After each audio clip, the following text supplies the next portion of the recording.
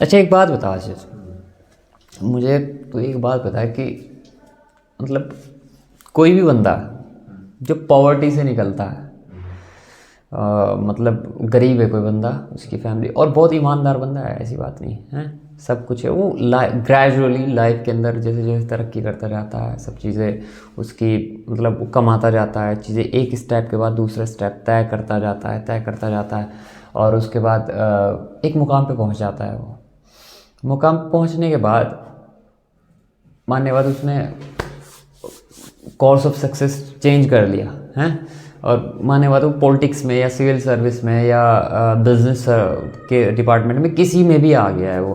For example अगर वो civil service में आ गया है तो हमने एक बात देखी है कि कोई भी बंदा ऊपर पहुंच के, हम ही कहते हैं कि अल्लाह यार ऊपर पहुंच के आदमी करप्ट हो जाता है।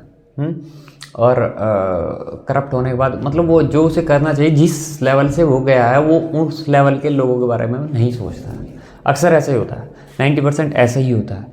ऐसा क्यों? रीज़न कुछ तो होगा, तुम्हें क्या लगता है? भाई बाय बर्थ तो कोई ख़राब नहीं होता ना, हैं?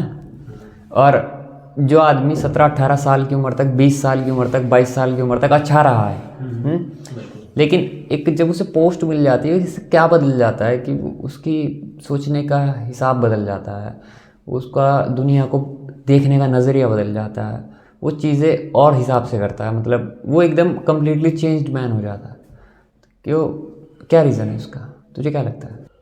मुझे लगता है कि शायद इसका एक बड़ा कारण इन्वायरमेंट हो सकता है। हाँ, मे भी हो सकता है कि जब वो ऐसे इन्वायरमेंट में जाता है और उसके आसपास ऐसी थिंकिंग वाले लोग होते हैं जो सिर्फ अपना भला चाहते हैं, जो दूसरों का भला नहीं चाहते, जो अपने से, जो उनसे लोअर लेवल के जो लोग हैं वो उनका भला नहीं चाहते, वो सिर्फ ये चाहते हैं कि सिर्फ मैं बड़ा बनूं।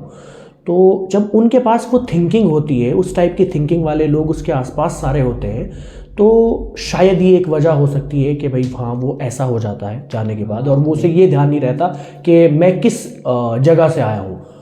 और शायद दूसरा कारण ये भी हो सकता है कि वो अच्छा था ही नहीं, ये भी एक वजह हो सकती है कि वो सिर्फ पहले जो है उसके पास अपॉर्चुनिटीज़ नहीं थी, उसके पास वो फैसिलिटीज़ नहीं थी कि भाई वो लोगों को जो है ना वो हर्ट कर सके, लोगों को जो है ना नीचा दिखा सके। ये आर्ग्यूमेंट दिया जाता है कि जब तक कि कोई जिसे अपॉर्चुनिटी नहीं मिली कोई मिसचीफ करने की, तो तब तक वो ठीक रहता है, ये कहा जाता है। लेकिन मैं कन्विंस नहीं हूँ इसके ऊपर कि ऐसा होता है।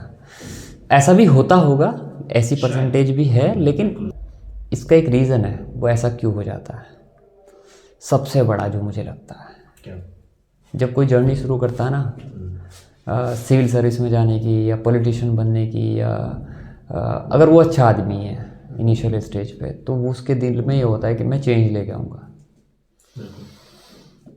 लेकिन क्यों वो भी ऐसा ही हो जाता है जाके? इसका सबसे बड़ा रीज़न वो धारा है, वो एक बहाव है नदी का जो एक ही तरफ भागे चला जा रहा है। वो एनवायरनमेंट जो तुमने बात की ना, सही है एनवायरनमेंट को देख के, लेकिन वो उससे इंस्पायर नहीं होता। मेन चीज़ ये है कि वो अकेला फील करता है, वो कट जाता है हर चीज़ से।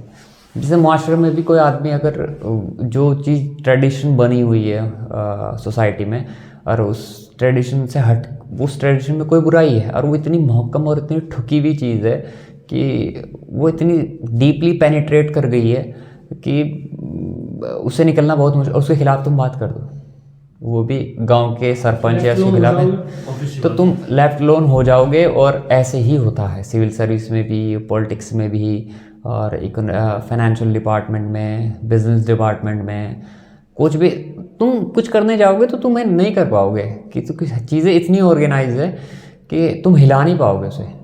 अब तुम करना चाहते हो एक्शन, भाई तुम चेंज लाने के लिए एक्शन करना चाहते हो।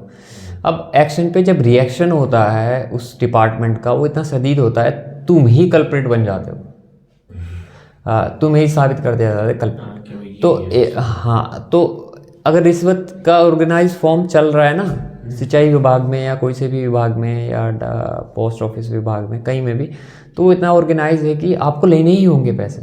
अगर आप एक ईमानदार आदमी भी हो, आपको पैसे लेने ही होंगे, नहीं तो वो इस बात में शक करने लगेंगे कि ये बात खोल देगा। तो इतना ऑर्गेनाइज है ये चीज़ें।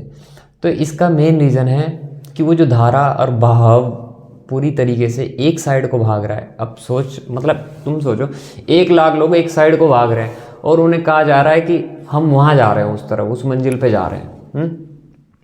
और 2-3 आदमी उसमें से वो कहते हैं भाई वहाँ क्यों जा रहे हो, क्वेश्चन करते हैं। तो वो कहते हैं नहीं, उन्होंने बोला है पहले से, यही बात हमें यही बताया गया है कि उधर जाना है, उधर एक मंजिल है, हमें वहाँ जाके फ़ायदा होगा, एंड में बहुत सारी चीज़ें मिलेगी हैं, तो उधर जा रहे हैं। तो वो 1 लाख लोग जा रहे हैं। तो अब बताओ अगर 4 लोग उसमें से ऐसे हुए जो क्वेश्चन करना चाह रहे हैं, जो कह रहे हैं भाई क्यों जा रहे हो, रीज़न क्या है, तो वो क्या करेंगे, वो अगर मुड़ के भी खड़े होंगे ना, 1 लाख लोग एक साइड को भाग रहे हैं और उसमें से सिर्फ 4-5 लोग दूसरी साइड फेस कर लिया उन्होंने, मैं ये कह रहा हूँ उनकी टक्कर से उसके साथ बह के चले जाएंगे। ये परफेक्ट एग्जाम्पल है कि जब कोई चीज़ का रेला आता है ना, तो उसमें 1-2%, 4% बह जाता है, उसके साथ बह जाता है। अब उन 4 लोगों का तरीका, अगर वो एक्शन करना चाहेंगे कि वापस भागना चाहेंगे तो कुछ ले जाएंगे। वो 4 लोग अगर वापस आना चाहेंगे तो वो कुछ ले जाएंगे, क्योंकि भीड़ इतनी ज़्यादा है। बट अगर वही 4 लोग उस भीड़ के साथ ही भागने लगे और भीड़ को भागते भागते ही समझाए, हैं, अगर वो भीड़ को भागते भागते ही समझाए भाई ये हम सही नहीं जा रहे, मजबूरी है हमारी जाना भीख के लिए, लेकिन हम सही नहीं जा रहे, आखिर में हमें नुकसान होगा, और मतलब चीज़ें एकदम हमारे खिलाफ हो जाएगी, और धीरे धीरे हम जो है ना, अभी 1 है, 2 होंगे, 3 लाख होंगे, 4 होंगे, हम बढ़ते ही जा रहे हैं, और चीज़ें जो हम ग्रैब करना चाह रहे हैं वो एक्चुअल में है ही नहीं, उनका कोई मीनिंग नहीं है। तो अगर वो करना शुरू करो तो 4 से 8 होंगे, वो भागते भागते 8 से 10 होंगे। जिस दिन वो आधे हो जाएंगे और वो मुड़ के खड़े हो गए हैं, वो पूरे मॉब को मोड़ देंगे, बिल्कुल मोड़ जाएगा। और तो इसलिए किसी भी जगह ड्रास्टिक चेंज नहीं आ सकता।